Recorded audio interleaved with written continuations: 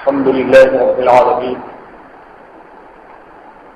والصلاة والسلام على سيد المرسلين وعلى آله وأصحابه أجمعين.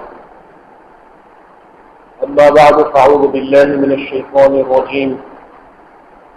بسم الله الرحمن الرحيم. إنا أرسلنا عليهم ريحا صرصرا في يوم نحس مستمر. صدق اللہ العظیم. تمام تعریف اللہ رب العزت کے لیے سزاوار ہے. دونوں جہانوں کا وہ خالق و مالک پروردگار ہے. زمین و آسمان کا پیدا کرنے والا اور بارش کا برسانے والا، رزق کو پہنچانے والا، اولاد کا دینے والا، بحر و بر کا مالک، دنیا اور آخرت کا مالک،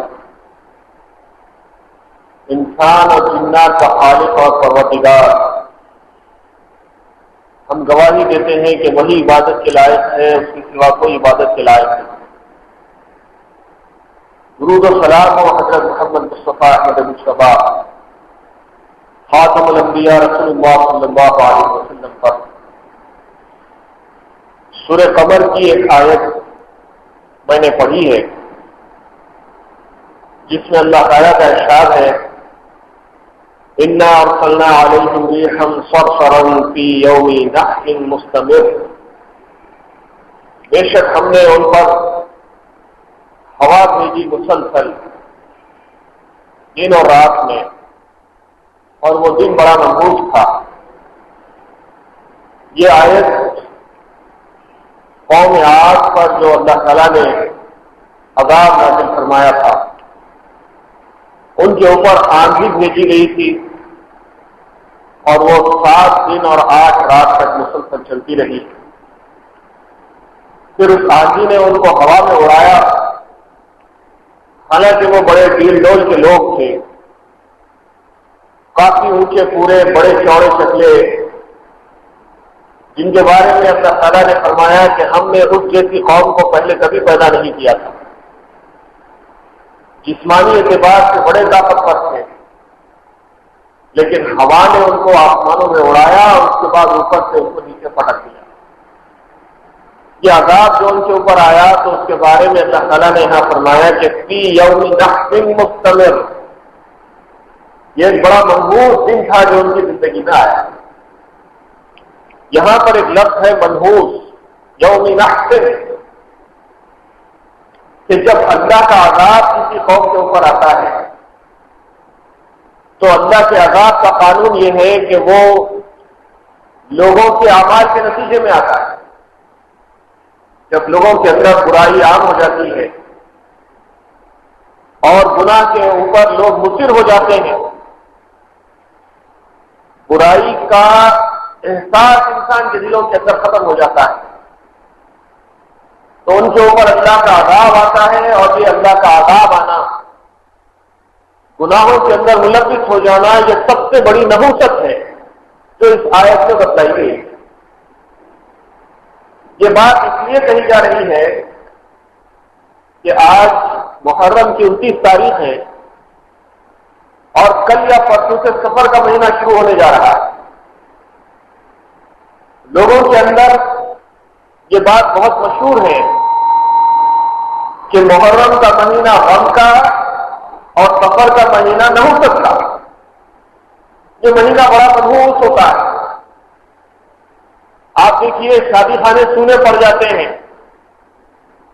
لوگ کوئی دعوت کرنے کے لیے تیار نہیں ہوتے، کسی کام کا آغاز کرنے کے لیے تیار نہیں ہوتے، اپنے کاروبار کا افتتاح کرنے کے لیے تیار نہیں ہوتے، شادی کے لیے بات چیت کرنے کے لیے تیار نہیں ہوتے. غرض یہ کہ بہت سے کام جو ضروری ہوتے ہیں اس کو ان 2 مہینوں کے لیے روک لیا جاتا ہے.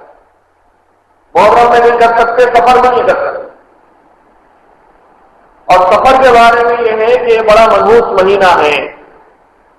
اس میں خاص طور سے پہلے 13 دن بڑے نحوست کے سمجھے جاتے ہیں. حالانکہ جو لوگ جماعتوں سے وابستہ ہیں، مسجدوں سے وابستہ ہیں، چاہے کسی جماعت سے وابستہ ہو، لیکن مسجد کو آنے جانے والے ہیں تو دین کی، اسلام کی صحیح تعلیم ان کے کانوں میں پڑتی رہتی ہے۔ وہ لوگ تو کچھ نہ کچھ واقف ہیں، لیکن امت کا ایک بہت بڑا طبقہ ہے جو مسجد کو ہی نہیں آتا۔ آپ دیکھیے جمعہ کے جتنے نمازی ہیں 5 وقت میں اتنے نمازی نہیں ہیں، 5 وقت میں 1.5 2 تک 2.5 تک زیادہ سے زیادہ، مغرب میں 3 4 تک، اور باقی ساری مسجدیں خالی رہتی ہیں۔ لیکن جمعہ میں الحمدللہ مساجد بھر جاتی ہیں، اور عیدین میں تو مسجدیں ناکافی ہو جاتی ہیں، عیدگاہ بھی بڑھ جاتی ہے، مساجد بھی بڑھ جاتا ہے۔ تو یہ ساری چیزیں بتا رہی ہیں کہ ایک بہت بڑا طبقہ جو مسجدوں سے دور ہے، اور جو مسجد سے دور ہوگا وہ دین سے دور ہوگا، اسلامی تعلیمات سے دور ہوگا، اللہ اور رسول سے دور ہوگا، قرآن و حدیث سے دور ہوگا۔ نتیجے میں کیا ہوگا کہ ان کے زندگیوں میں رسم و رواج آئے، جہالت آئے گی، جو باتیں بوڑھوں سے سنی ہوئی ہیں، بوڑھیوں سے سنی ہوئی ہیں، خاندانوں میں مشہور ہیں، جو تہوار میں مشہور ہیں، وہی چیزیں ان کا عقیدہ بن جاتی ہیں، ان کا عمل بن جاتی ہیں، ان کا مذہب بن جاتی ہے۔ مسلمانوں کا یہی حال ہے۔ تو سفر کے بارے میں بھی بہت سی غلط باتیں لوگوں کے درمیان میں مشہور ہیں، علماء لکھ رہے ہیں، اخبارات میں مضامین آ رہے ہیں، تقاریر ہو رہی ہیں، درس دیے جا رہے ہیں، باتیں لوگوں کو بتانے کی ساری کوششیں کی جا رہی ہیں، ذرائع ابلاغ عام ہو چکے ہیں، اس کے باوجود لوگ دین کو معلوم کرنے کے لیے، علم حاصل کرنے کے لیے تیار نظر نہیں آتے۔ فرض یہ کہ ایسی جہالت دور جاہلیت میں بھی عام تھی، اور عرب میں حضور نبی کریم صلی اللہ علیہ وسلم کی بعثت سے پہلے اس مہینے کو مشہور سمجھا جاتا تھا، منحوس سمجھا جاتا تھا، اور کوئی نیک کام کا آغاز اس مہینے میں نہیں کیا جاتا۔ حالانکہ سفر وہ مہینہ ہے جو اشہر حرم کے بعد کا پہلا مہینہ ہے۔ اشہر حرم کے بارے میں بھی شاید لوگ واقف نہ ہوں۔ یہ حرمت والے مہینے 4 ہیں، جس کو قرآن مجید نے بھی اشہر حرم کہا، حرمت والے مہینے، اس کی بڑی اہمیت ہے۔ اور دور جاہلیت میں بھی ان مہینوں میں لوگ اس کا خاص طور سے خیال کرتے تھے، لڑائی جھگڑے نہیں کرتے تھے، جنگ و جدال نہیں کرتے تھے، اور ان مہینوں کا احترام کرتے تھے، جس میں 3 مہینے تو مسلسل ہیں، ذی-قعدہ، ذی-الحجہ اور محرم۔ اس سے محرم کی بھی اہمیت معلوم ہوتی ہے۔ ذی-قعدہ اور ذی-الحجہ کے بارے میں تو کوئی زیادہ بری باتیں مشہور نہیں ہے، لیکن محرم کے بارے میں غم کا مہینہ مشہور ہے، حالانکہ اشہر حرم ہے، احترام والا مہینہ۔ اور چوتھا مہینہ رجب کا ہے، جو ان 3 مہینوں سے تھوڑا ہٹتے ہیں۔ یہ 4 مہینے اشہر حرم، اور یہ اشہر حرم کے فوری بعد لگا ہوا مہینہ سفر کا مہینہ ہے۔ اس مہینے کی چند خصوصیات بھی ہیں، لیکن بہت ساری بدگمانیاں ہیں۔ ایک خصوصیت تو یہ ہے کہ یہ مہینہ اشہر حرم کے بعد کا فوری مہینہ ہے، اور دوسری خصوصیت یہ ہے کہ اسلامی کیلنڈر کا یہ دوسرا مہینہ ہے۔ پہلا مہینہ محرم کا اور دوسرا مہینہ سفر کا۔ اس سلسلے میں جو باتیں غلط فہمیوں کی وجہ سے، جہالت کی وجہ سے مشہور ہیں، تو دور جاہلیت میں بھی ایسی باتیں مشہور تھی۔ اس میں ایک بات یہ تھی کہ لوگ سمجھتے تھے کہ سفر پیٹ میں ایک کیڑے کا نام ہے جو انسان کو بیمار ڈال دیتا ہے، یا بعض لوگ یہ خیال کرتے تھے کہ سفر نام کا ایک سانپ ہوتا ہے پیٹ کے اندر، جو بھوک کے موقع پر انسان کو اندر سے کاٹنے لگتا ہے۔ ایسی عجیب عجیب باتیں اس زمانے میں بھی مشہور تھی۔ حالانکہ سفر وہ مہینہ ہے جس میں حضور نبی کریم صلی اللہ علیہ وسلم نے اپنے ہجرت سے سفر کا آغاز کیا ہے۔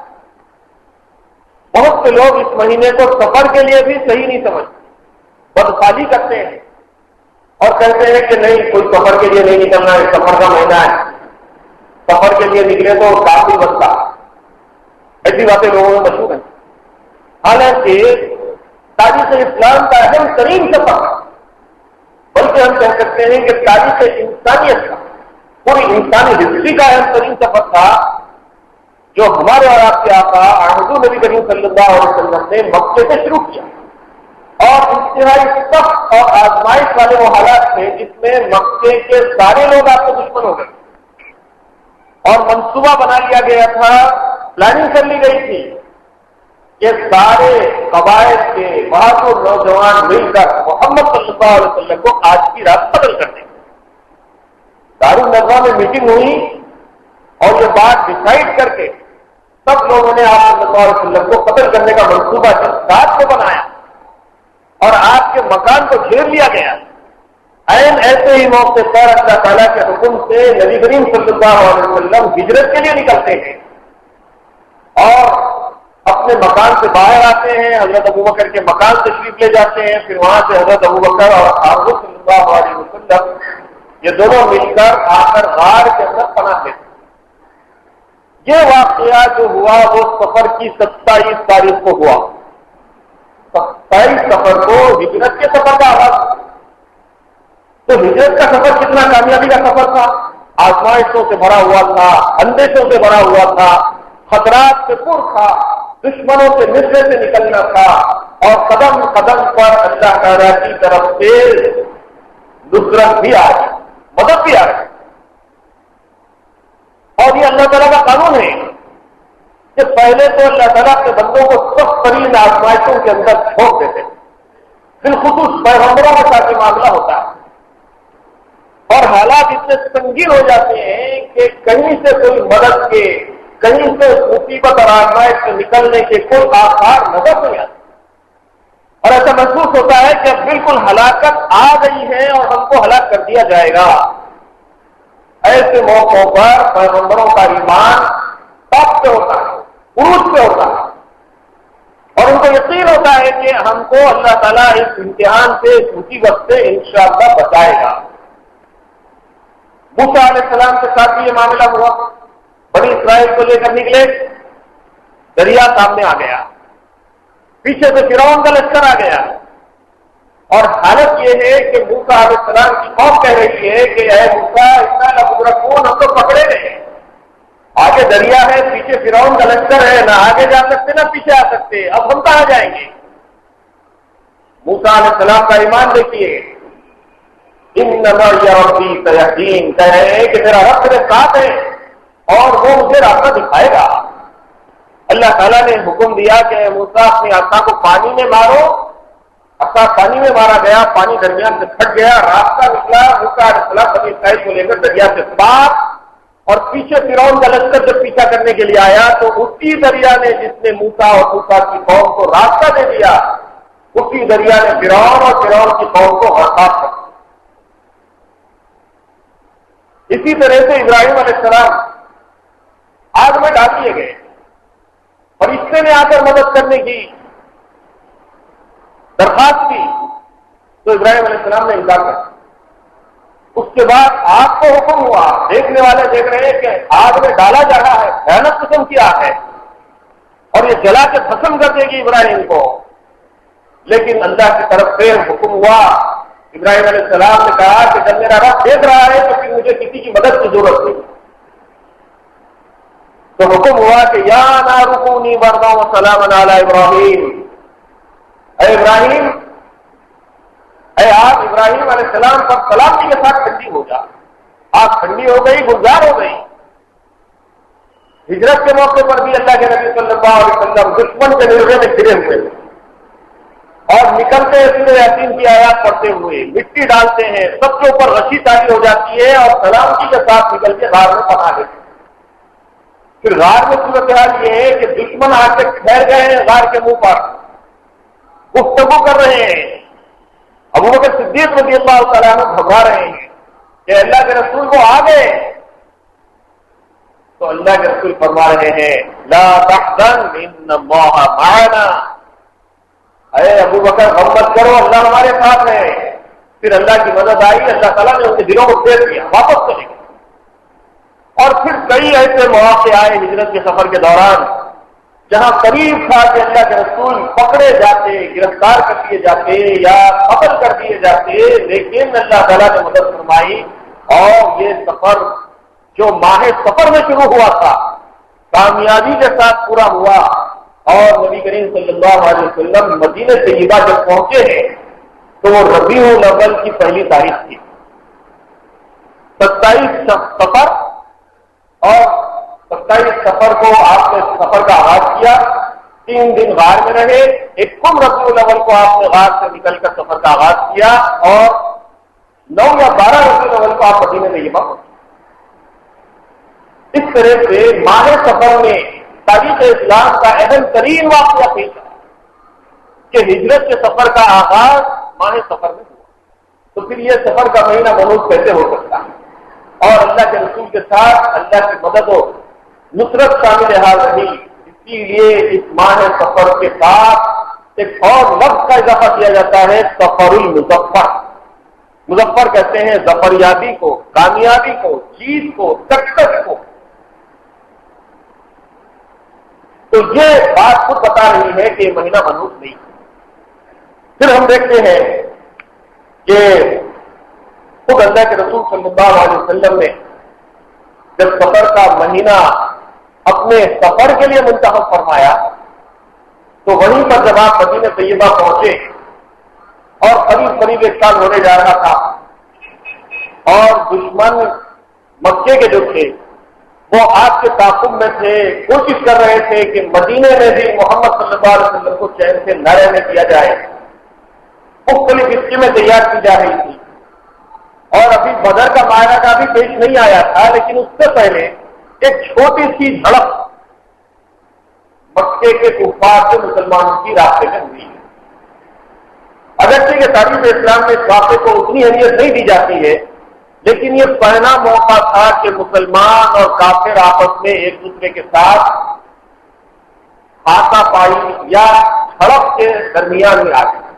مسلمانوں نے بھی حملہ کیا، کفار نے بھی حملہ کیا، ایک چھوٹی سی جھڑپ ہوئی، اس کا نام ہے غزوہ ابوا، اور یہ غزوہ ابوا کی سفر ہی کے مہینے میں ہوا، جس میں مسلمانوں کو ابتدائی جیت ہوئی اور کافر کو بھاگنا پڑا۔ تو یہاں پر بھی اس مہینے کی اہمیت کا اندازہ کیا جا سکتا ہے کہ سب سے پہلا جو چھوٹا سا معرکہ تھا مسلمانوں نے وہ پورا کیا، اور غزوہ ابوا میں مسلمانوں کو فتح نصرت حاصل کی۔ یہ واقعہ بھی ماہ سفر میں پیش آیا۔ اللہ کے رسول صلی اللہ علیہ وسلم نے اس سفر کے مہینے کے بارے میں اپنے ارشاد سے واضح فرمایا۔ آپ نے فرمایا کہ ولا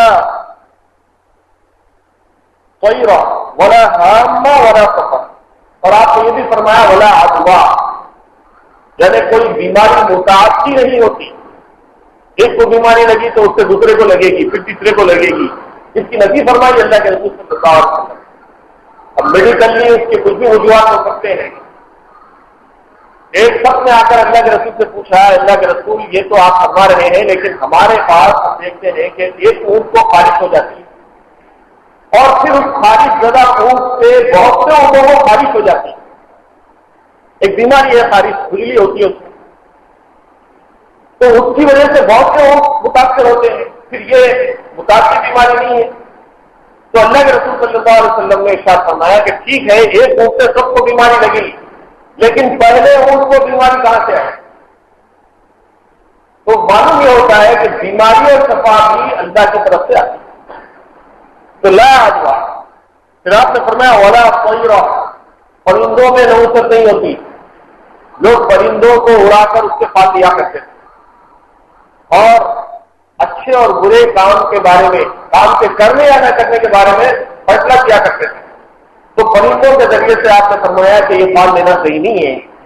اسی طرح سے لوگ الو کو بھی منحوس سمجھتے تھے، آج بھی منحوس سمجھا جاتا ہے الو۔ کسی گھر پہ الو آ کے اگر بیٹھ جاتا ہے تو لوگ سمجھتے ہیں کہ اب یہ گھر ویران ہوتا ہے، ویرانی کی نشانی سمجھتے ہیں، حالانکہ وہ بھی ایک پرندہ ہے، اللہ کی مخلوق ہے، اس سے نحوست کا کوئی تعلق نہیں ہے۔ لیکن لوگوں کے درمیان میں یہ بات مشہور ہے۔ کوئی ہندو قوم ایسے بہت سے توہمات کے اندر ملوث ہو سکتی ہے، لیکن ہم اور آپ جو اللہ رسول کا کلمہ پڑھتے ہیں ہمارے درمیان میں سے توہمات نہیں ہونا چاہیے. تو الو ہو یا کوا ہو، کبے کے بارے میں بھی مشہور ہے، کوا کے پکارنے لگا تو کہتے ہیں مہمان آنے والا ہے. ایک آنکھ پھڑکنے لگی تو کہتے ہیں کہ کوئی خوشی ہوگی یا کوئی غم ہوگا. سیدھی آنکھ پھڑکنے لگی تو بولتے ہیں کہ کوئی خوشخبری آنے والی. بائیں آنکھ پھڑکنے لگی تو کہتے ہیں کہ کوئی بری خبر آنے والی. سیدھی ہتھیلی کھجانے لگی تو کہتے ہیں کہ پیسے آنے والے ہیں. بائیں ہتھیلی کھجانے لگی تو کہتے ہیں کہ خرچہ ہونے والا ہے. یہ سب توہمات ہیں.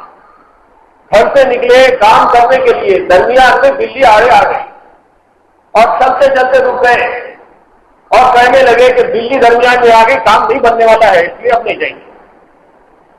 اور عورتوں کے بارے میں بھی لوگ برے توہمات رکھتے ہیں.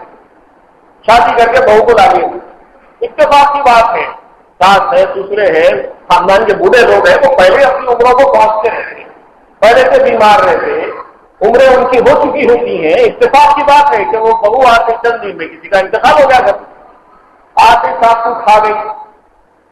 اب اس کے اوپر ظلم و ستم توڑا جاتا ہے، منحوس سمجھا جاتا ہے. ایسے بہت سے واقعات ہوتے ہیں، حالانکہ اس بیچاری کے آنے نہ آنے سے کسی کی موت اور حیات کا کوئی تعلق. اللہ تعالیٰ نے ہر ایک کی موت اور حیات کو لکھ دیا ہے. اذا جاء اجلهم لا يستأخرون ساعة ولا يستقدمون. اللہ تعالیٰ نے فرمایا کہ جب کسی کی موت کا وقت آ جاتا ہے تو ایک سیکنڈ آگے نہیں، ایک سیکنڈ پیچھے. کسی کے بہو کے آنے سے، کسی کے داماد کے آنے سے، کسی کے لڑکی کے آنے سے، کسی کے رسم ہونے سے، کسی لڑکی کو دیکھ کے آنے سے کوئی نحوست نہیں. اسی طرح سے لوگ گھروں کے بارے میں مشہور کر دیتے ہیں کہ یہ گھر منحوس ہے، یا جو جاتا میت نکلتی. اب وہ گھر کرایہ سے نہیں جاتا، دکھتا بھی نہیں. عام طور سے دشمنیوں میں بھی لوگ ایسا کرتے ہیں کہ کسی کو وہ گھر بیچنے نہیں لگانا ہے، اپنی نیت خراب ہے، اس سے پیسہ بھی قبضہ جمانا ہے، مشہور کر کے چھوڑ دیتے ہو گھر منحوس ہے، مر جاؤ اس سے. اب محلے کے سارے لوگ بولنا شروع کر دیں منحوس ہے، منحوس ہے، اس میں جن ہے، شیطان ہے، اثرات ہے، جادو ہے، یہ ہے، وہ ہے. ہر آدمی گھبرا تھا، جاتے اس کو کچھ بھی بول دیتے، انہیں بھاگ جانا پلٹ کے. اب نہ کوئی کرایہ دار آنے کے لیے تیار ہے اور نہ وہ گھر کو خریدنے کے لیے تیار ہے. ایسے کئی واقعات ہیں شہر سے. لیکن جس نے ہمت کر کے وہ گھر حاصل کر لیا، بعد میں دیکھا جاتا ہے کہ وہ کافی ترقی بھی کرتا ہے. نہ اس میں سے کسی کی میت نکلتی، نہ کوئی نقصان ہوتا. اور اگر اتفاقاً کوئی ایسا واقعہ ہو بھی گیا تو وہ تقدیر کا فیصلہ ہے، اور ہم ایمان رکھتے ہیں تقدیر کے اوپر. میں ایمان لاتا ہوں اللہ پر، کتابوں پر، رسولوں پر، قیامت پر، موت اور حیات پر اور تقدیر پر، کہ زندگی میں جو اچھا برا کام پیش آتا ہے وہ اللہ کی طرف سے. اور مرنا یا بیمار ہونا ہر ایک کے ساتھ لگا ہوا ہے. پیغمبر بھی بیمار ہوئے، پیغمبروں کو بھی موت آئی، تو ہم اور آپ کی فطرت ہوگی. انسان چاہتا ہے کہ میں کبھی بیماری نہیں ہونا، کبھی میرے کو کوئی نقصان ہی نہیں ہونا، ہر قدم پہ میں کامیاب ہو جاؤں. اس لیے وہ سوچتا ہے کہ یہ میری کوئی مصیبت آئی تو فلاں وجہ سے ہوں گی، فلاں وجہ سے. وجہ کچھ بھی ہو سکتی ہے ظاہری طور پر، لیکن اصل میں تقدیر کا فیصلہ ہے جو اللہ تعالیٰ نے لکھ دیا ہے. جب یہ ایمان ہوتا ہے تو آدمی کو صبر کی توفیق ملتی اور صحیح تدبیر کی طرف کو راغب ہوتا ہے. اور بہترین تدبیر یہ ہے کسی مصیبت سے نجات کی کہ وہ اللہ کی طرف رجوع ہو. کسی بزرگ سے کسی نے پوچھا کہ ہم کو کیسے پتا چلے کہ کوئی مصیبت آئی ہے تو وہ آزمائش ہے یا اللہ کا عذاب ہے؟ آزمائش کی وجہ سے بھی مصیبت آ سکتی ہے، عذاب کی وجہ سے بھی مصیبت آ سکتی ہے. اب کیسے معلوم ہے؟ دیکھا یہ جاتا ہے کہ کئی لوگ اچھے ہیں، نیک ہیں، کسی کو کوئی نقصان نہیں پہنچاتے، ایمانداری کی زندگی گزار رہے ہیں. بیماریاں ان کے پاس آ رہی ہیں، نقصان ان کو ہو رہا ہے، مصیبتیں ان کو پیش آ رہی ہیں، نقصانات اٹھا رہے ہیں. اور بہت سے لوگ ہیں بہت دھوکے باز، ہر ایک کے ساتھ برا سلوک، اس کا مار کے کھا رہے ہیں، اس کا مار کے کھا رہے ہیں. خوش ہے، کبھی بیمار نہیں ہوتے، کبھی ان کے گھر میں کوئی مرتا نہیں. بہت زمانہ گزر جاتا ہے اور پھر دیکھے تو مکان سے مکان بنا رہے ہیں، دکان سے دکان چمکا رہے ہیں، ترقی کرتے چلے جا رہے ہیں. تو یہ کیا ہے؟ ایک تو یہ ہے کہ آدمی برے اعمال کے باوجود دنیا میں ترقی کر رہا ہے تو یہ استخراج ہے. اس کو استخراج کہتے ہیں، ڈھیل دینے اللہ. پتنگ اڑتی چلی جا رہی ہے آسمانوں پہ، آپ تاغا چھوڑ کے ٹھہرے ہوئے ہیں، تاغا کھینچ رہی ہے. ایک وقت آئے گا کہ تاغا ختم ہوگا اور آپ اس کو پکڑ لیں گے تو اس کی اڑان رک جائے گی. انسان کی زندگی کا یہی حال ہے. دنیا میں اللہ تعالیٰ اس کو ڈھیل دیتے ہیں اور اس کو اڑنے کا موقع دیتے ہیں. اڑتا ہے، بہت اڑتا ہے. جب کوئی بڑی بڑی باتیں کرنے لگتا ہے تو اندر سے بہت اڑ رہا ہے. تو یہ جو اڑان ہے یہ اللہ کی طرف سے ڈھیل ہے. ترقی کر رہا ہے، اس کا ہاتھ مار رہا، اس کا ہاتھ مار رہا، لوگوں کو تکلیف پہنچا رہا، نقصان پہنچا رہا، ترقی کر رہا.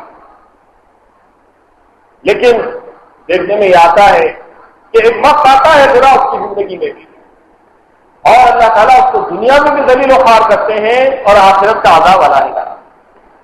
تو جب بزرگ سے پوچھا گیا کہ ہم کیسے معلوم کریں کہ آنے والی مصیبت ہمارے لیے آزمائش ہے یا اللہ کا عذاب، تو بزرگ نے جواب دیا کہ اگر مصیبت کے آنے کے بعد اللہ کی طرف انسان پلٹ رہا ہے تو یہ آزمائش ہے. مصیبت آنے کے بعد مزید انہیں گناہوں کے اندر مبتلا ہو رہا ہے تو یہ اللہ کا عذاب ہے. مصیبت آئے بعد بھی لوگ اللہ کی طرف پلٹنے کے لیے تیار نہیں، پریشان ہو گئے، نقصان ہو گیا، مال میں نقصان ہو گیا، جان میں نقصان ہو گیا، بیمار پڑ گئے، پھر بھی اللہ کی طرف پلٹنے کے لیے تیار نہیں. تو یہ اللہ کے عذاب کی شکل. مصیبت آئی انسان کو لیکن وہ اللہ کی طرف رجوع ہو گیا، خیر خیرات کرنے لگا، نماز پڑھنے لگا، اللہ سے دعائیں مانگنے لگا، لوگوں کے ساتھ اچھا سلوک کرنے لگا، تو یہ آزمائش. سفر کے مہینے میں 13 تاریخ کو بھی منحوس سمجھا جاتا ہے اور لوگ اس سلسلے میں بڑے اہتمام کے ساتھ صدقہ کرتے ہیں. صدقہ بھی کیسا عجیب و غریب ہوتا ہے. پہلے تو صدقے کا مفہوم سمجھنا چاہیے. ہر سال بتایا جاتا ہے صدقہ نیکی کو کہتے ہیں. یہاں تک کہ کوئی آدمی اپنی بیوی کا مہر ادا کرتا ہے تو قرآن مجید نے اس کو بھی صدقے سے ثابت کیا. ہمارے پاس صدقے کا مفہوم بہت برا ہے. صدقہ ہو جائے صدقہ دیتے، صدقہ دیتے، حالانکہ ہر نیکی کو صدقہ کہا گیا. عورت کا مہر جو اس کا حق ہے اس کو بھی قرآن مجید نے صدقہ کہا. قرآن مجید نے فرمایا کہ اپنی عورتوں کا مہر خوشدلی کے ساتھ ادا کریں. پھر راستے سے تکلیف دہ چیز کو ہٹا دینا بھی صدقہ قرار دیا گیا.